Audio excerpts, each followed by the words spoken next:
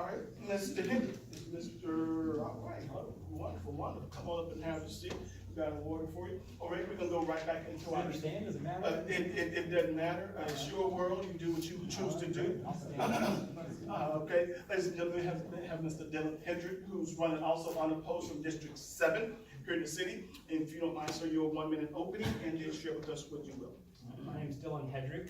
I moved to Garland about almost 4 years now, come this summer. I have a wonderful wife who makes all of this possible. We have 2 young daughters, a 4.5-year-old, very important to make the half, and a 2-year-old as well. My wife is a professor at SMU, and it's the way my family is doctor and mister in my family.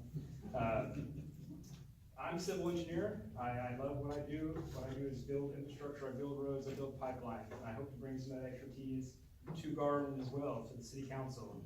I was part of the bond study committee. I was the de facto chair after Mayor Jones became ill and spent time in the hospital. So along with some other people in the room that served on the bond committee with me, I feel like we did a lot of great work in there. We had $1.2 billion worth of projects that we narrowed down to present a package to the city council for their approval and their decision to put forward to the voters. So like Scott said, that will become our to-do list. I certainly agree with that. I think that past councils have not done a great job. There's still projects from 1997 and 2004 that haven't been accomplished yet. And as a civil engineer, I get fired if I don't deliver those projects to my clients under budget on time. And I want to bring that type of mentality to the city as well. It's my first time serving in public office. I was on the plan commission for about 2.5 years prior. Like I said, also the bond committee, and I'm looking forward to taking the next step in serving the Garland. All right, thank you so much. All right, is there a question from the audience? Is there a question from the audience for the candidate-elect from District 7? Yes, ma'am. I'm Natalie Beach, and I work for Garland ISD. My question is gonna be the same for every candidate and incumbent, so let everybody listen up, we got by.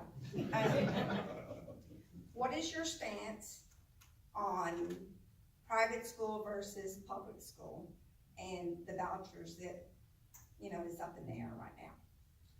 I'm going through this process right now. We're enrolling my 4.5-year-old into pre-K currently. So we're looking into the whole public school system. I think our GISD is some very good schools, and we're hoping that she can get into some of the great schools that are around our neighborhood. Voucher systems work fine for some people if there's a other choice that you want to go to, a private school perhaps.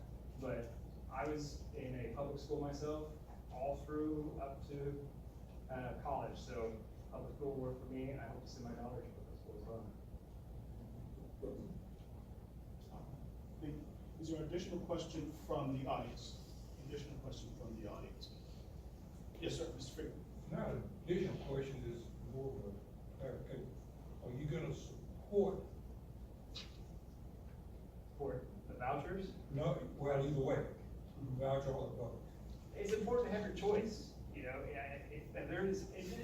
all depends on the details, right? So if there's a voucher program that allows for choice and allows, but it doesn't impact the taxpayers at the same time. So it all depends on the details, what it is. You have to look at the individual program. So I can give a little more detail, but it's certainly an option. Vouchers are certainly an option to get a good education. It sounds like you're straddling a little bit. I am straddling because it depends on the detail. You got to really, there's no definite answer. All right, let me see if I can get us closer to an answer there. Okay, so obviously it depends on the voucher. Right. Voucher, we can get you enrolled, but what about when class trips come about? What about when other functions occur that parent may not have? Are you in support of providing additional monies to make sure the kid fits in, as opposed to the kid just showing up and the only thing I have to do is I just come to school, now the kid's been bullied?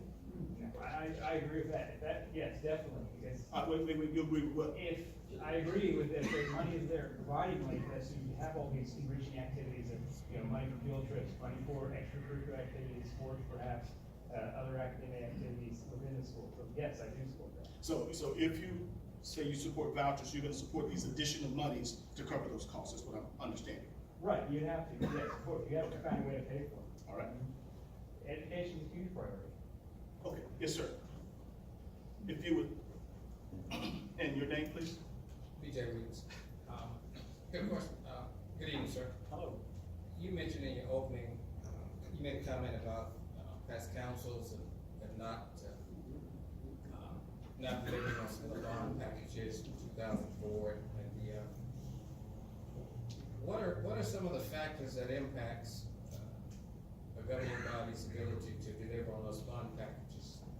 I think, Because I think your statement was you know, past councils. right. The implication was they didn't do their job, so what are you gonna do to guarantee that those things are delivered? And what are some of the factors that you're aware of that has impacted the city's ability to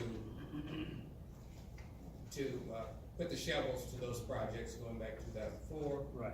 And yeah, so what are some of the factors that contributed to that? Are you aware of those? Yeah, definitely one factor was the recession that happened. The city had to cut services and tax revenue was down during that period. So that certainly affected the implementation of all the bond projects.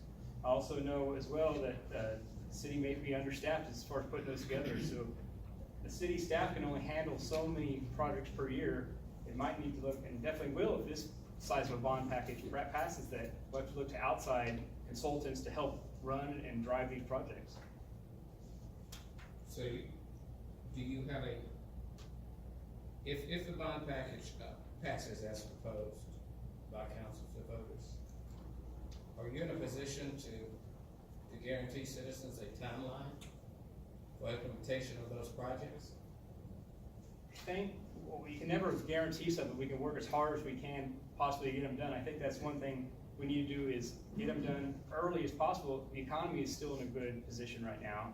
The quicker we get those done, the less it costs the taxpayer because of inflation and time value of money. So if we get them done and really increase staff, increase the outside consultants that can help us now, that will really help knock a lot of those off the list earlier than later. Then we won't have as many on the back end. If there is a downturn in the economy, the city might still have the capacity to be able to handle that lower number of bond, the remaining projects that are in the bond package. Yes, sir. All right. Is there another question from the audience? Is there another question from the audience? Yes, sir. Then, please. Yes, sir. My name is Larry Daniels, and I've been a citizen of Garland since 1974. And my question is, you elected to council, and all the rest of the council members look like you.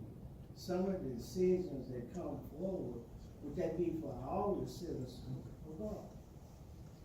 Definitely, and that's one thing I love about Garland is when I moved here, it's the diversity of Garland is wonderful. There is no majority in the city. Everything, it's so widespread between white, black, Asian, everything, and it's amazing the diversity of cultures we have here. So I am serving the citizens of Garland, I'm serving the citizens of District 7, and I'm gonna do what's best for everyone.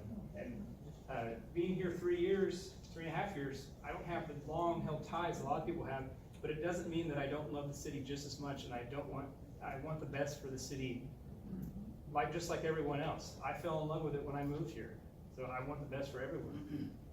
I didn't say the diversity of the city, I said the council. When you look and see that everyone looks like you, the decisions or the proposals that's brought forward, will they be equal for the citizens in the precinct for God? I think that's our duty. We have to, yes. Okay. All right. We have about 30 seconds. We can give you 30-second closing, and anything you want to share about 30 seconds, and we'll move on to your next. I look forward to serving Garland. I have wide open communication, just like in my job. If I don't respond to clients, the citizens of Garland are now becoming my clients, and that's how I'm going to treat it. It's a job, and that's what I want to treat it as. It's a mandate that I will be given, and I intend to take seriously, and I will do my best for the citizens of Garland. I look forward to serving everyone. Ladies and gentlemen, Mr. Daly, thank you.